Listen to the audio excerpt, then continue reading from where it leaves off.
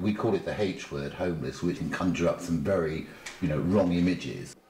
I came into the process with lots of preconceived ideas of what the terrible word homelessness, conjures up. I mean, I thought it was somebody sat in a doorway of Burger King with a whippet on a piece of string. Nothing could be further from the truth. There's so many restructured families these days. This can sometimes cause friction within a household, and somebody can end up getting ejected when the friction gets, too much. These are young people that are actually in a crisis situation, that have found themselves without a roof over their head.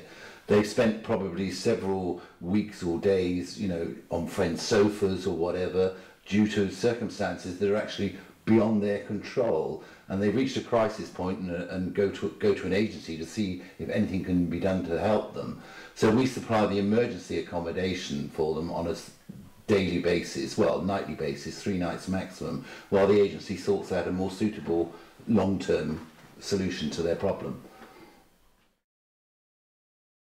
Dorset Nightstop is all about breaking that cycle of homelessness. It's not a service for young people in itself to aid them to resolve their homelessness issue or their long-term housing needs.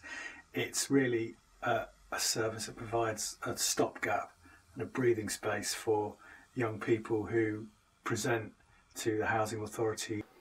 Many times a young person obviously presents and just expects that they're going to just be given a flat, and anyone who's ever had a housing need knows that that is just not the case. Across the country, but particularly in Dorset as well, there are no up-to-date and accurate figures of precisely what the youth homelessness situation is. The classic low priority, if you present as a single male, the housing, then you are viewed as incredibly low priority unless you have any additional needs that pose a vulnerability.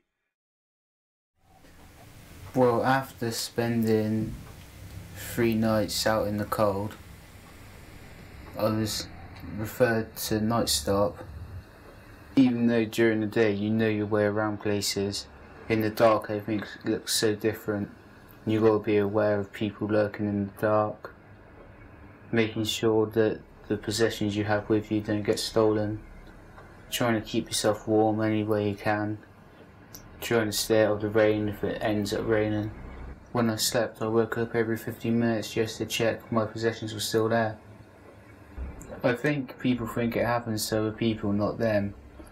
And then when it happens to them, they don't really realise how hard it is.